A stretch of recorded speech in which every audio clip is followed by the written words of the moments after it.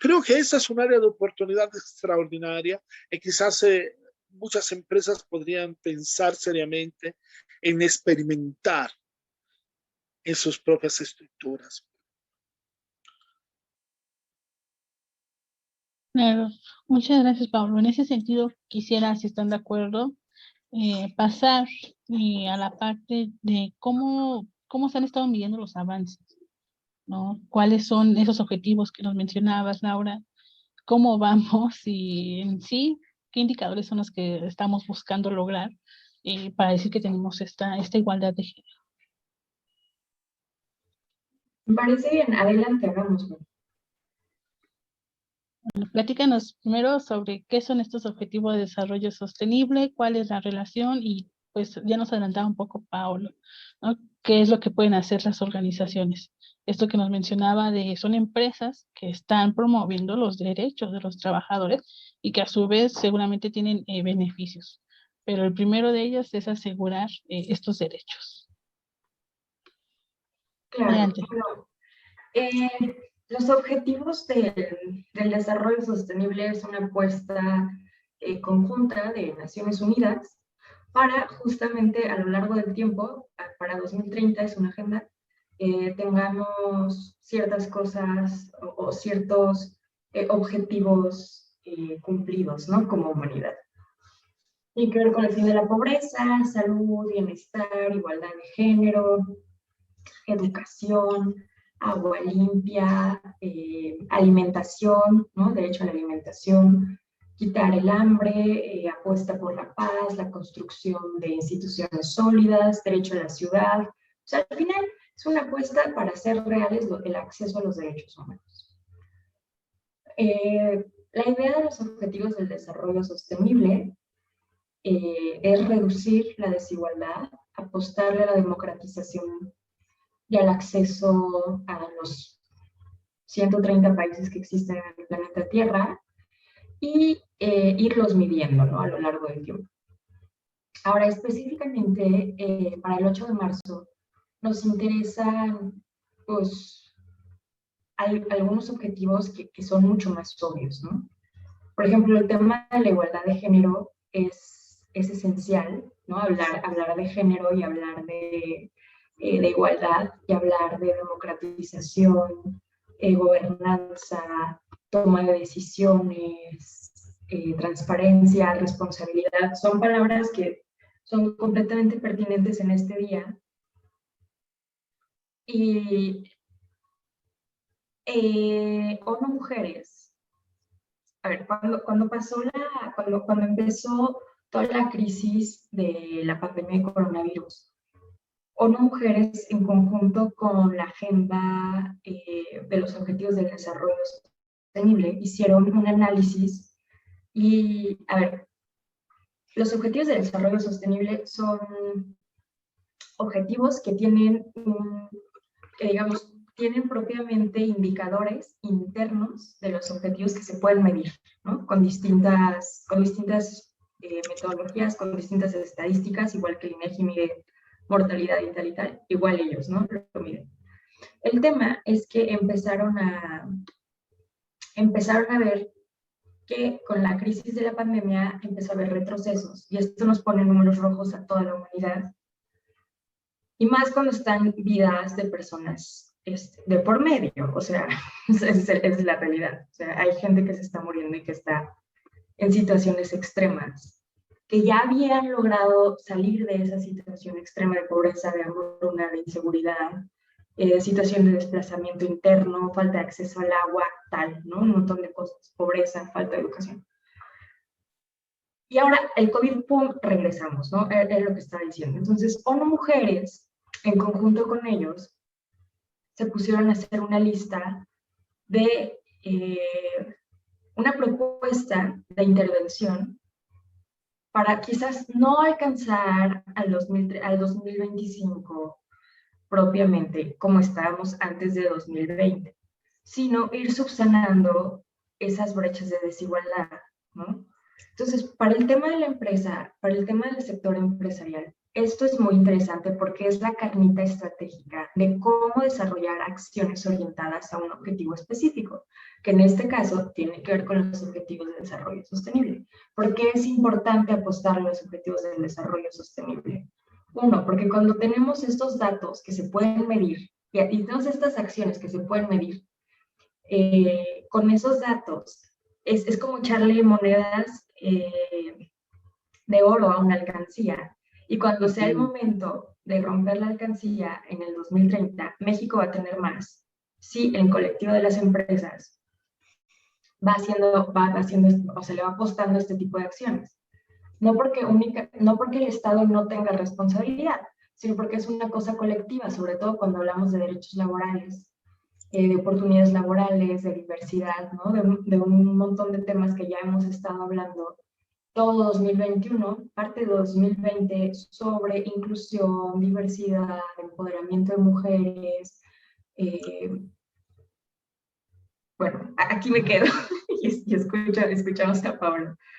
No, yo no quisiera agregar nada. Digo, la verdad me parece que la relación de los derechos en general de las personas, en particular los derechos que tienen que ver con la perspectiva de género, con un desarrollo sostenible, no es otra cosa, digo, no estoy minimizando, sino la inserción gradual pero significativa del entorno, del contexto, de la naturaleza en el mapa complejo de la dignidad humana. No se puede obtener dignidad de las personas o en particular de las mujeres, por ejemplo, sin un respeto profundo por el contexto. Esa es la agenda, ¿no? Esta agenda de la cual todo el mundo habla, la 2030, que después, por evidentes retrasos, ya se convirtió prácticamente en la 2050, porque somos muy buenos en cambiar de fecha en fecha, ¿no? Porque no estamos todavía listos como alumnos, como alumnas, cuando tienen que programar el examen, ¿no? Lo programan siempre más lejos porque no han estudiado lo suficiente. Nosotros estamos profundamente atrasados en todo lo que acaba de decir Laura. Hasta donde hay muy buena voluntad, la brecha existe. Quisiera decir que la brecha existe también en esos países que nosotros vemos como modelos, ¿sí? A pesar de que la brecha es menor que la nuestra, existe. Y la verdad me parece que es el reto de los próximos 20 años, ¿no? Reducir la brecha, porque reducir la brecha entre hombres y mujeres significa también hacer un servicio extraordinario al planeta. Es como si todos los desastres, incluyendo la guerra, terminan siendo productos de una cultura machista, de una cultura patriarcal, hasta lo que estamos viviendo ahora, ¿no? De manera traumática en Ucrania, ¿sí? Es producto de una cultura machista. Y entonces, evidentemente, también el impacto desastroso que tenemos sobre el medio ambiente es un producto del patriarcado. Necesitamos, lo digo como varón, revertir ese proceso. Y ese es el reto. El reto es verdaderamente más que un plan estratégico, ¿sí? Porque el plan estratégico es a largo plazo. Nosotros ya no tenemos tiempo. Tenemos que trabajar a corto y cuando mucho a mediano plazo. A largo plazo ya no tenemos nada, ya no tenemos oportunidades. Totalmente de acuerdo, Pablo, porque pareciera que cuando hablamos a largo plazo estamos admitiendo un margen de error, un margen de personas que van a continuar sufriendo esta violencia, estas desigualdades, que van a continuar siendo víctimas de todas estas acciones, a veces unilaterales, que se llegan a tomar. Entonces, si Exacto. no pensamos en un momento temprano o a un tiempo, sí tienen que generarse medidas hasta a largo plazo en el sentido de que tienen que permanecer. Pero tenemos que buscar que se obtengan resultados a corto plazo. porque siguen siendo vidas humanas, que no es que puedan de pronto ponerse en pausa, en lo que las organizaciones se ponen de acuerdo, en la que los gobiernos se ponen de acuerdo. Creo que en ese sentido va mucho también toda la lucha que se ha estado haciendo por parte de las mujeres, en el sentido de exigir esta justicia, exigir esta cooperación de todos, de todas, para que podamos llegar a estos objetivos a corto y que se mantengan a un largo plazo. Entonces, totalmente de acuerdo, Paolo, También en cómo porque lo tenemos un planteas. vicio terrible, ¿eh? Tenemos un vicio terrible. Por ejemplo, ¿qué significa corto plazo? Cuando esta reflexión, esta lucha, ese proceso ya dura desde hace más de 150 años. ¿Qué significa corto plazo? A corto plazo tendría significado si empezáramos ahora, pero no podemos desconocer todo lo que se ha hecho, toda la reflexión, todas las luchas, las batallas, todos los avances, pero también los retrocesos, ¿sí?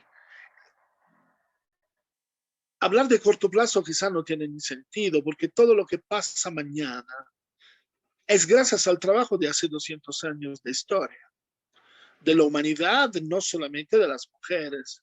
Entonces, nosotros tenemos ese vicio terrible de empezar o de querer empezar siempre desde cero para tener el pretexto para decir que mañana no se puede. Pasado mañana quizás, pero en un mes seguro. Y no es así.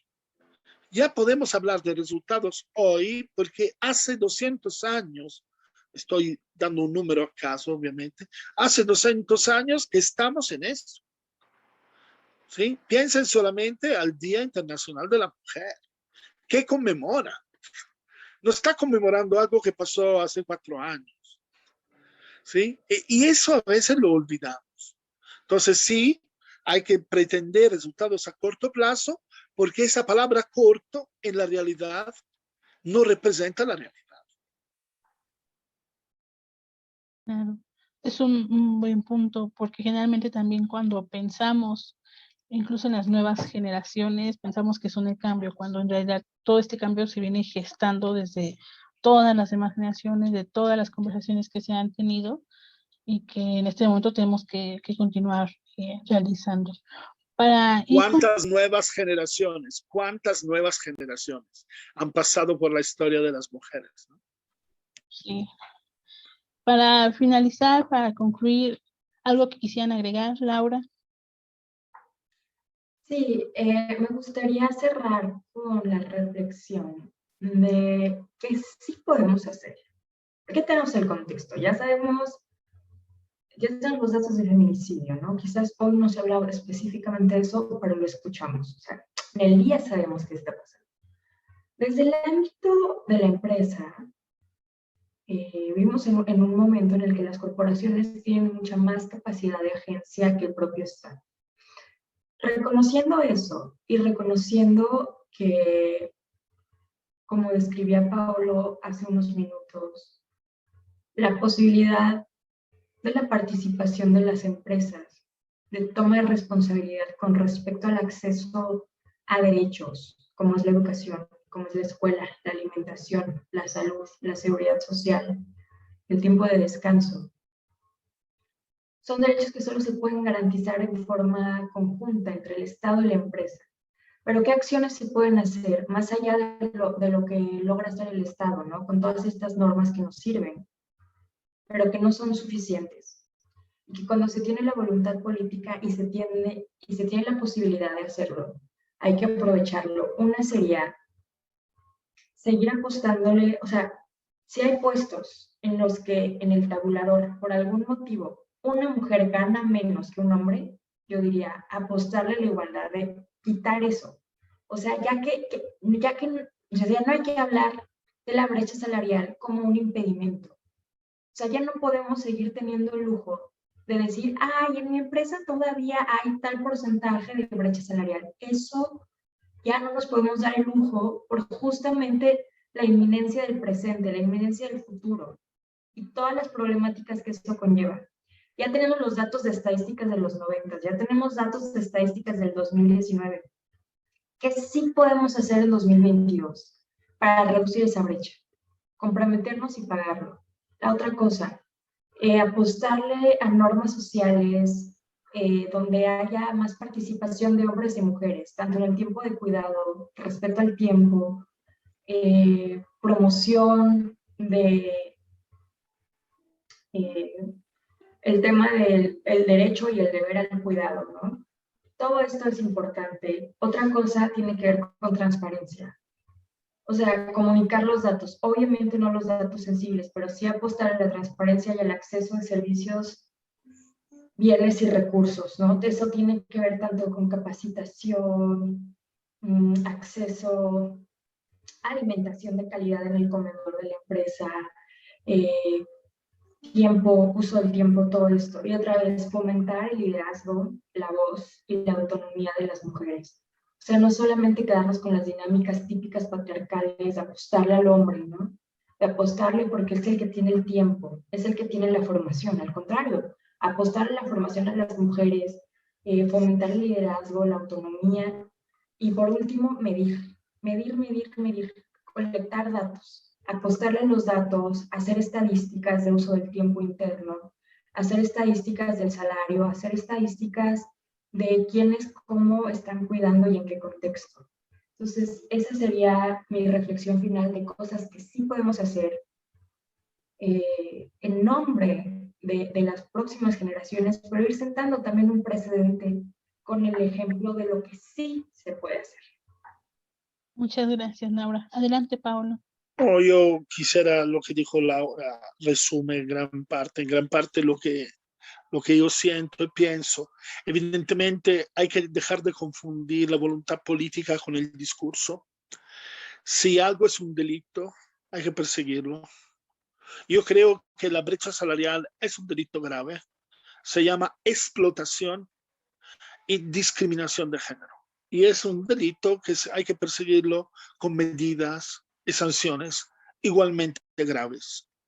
Si verdaderamente nosotros quisiéramos, la brecha salarial desaparecería mañana.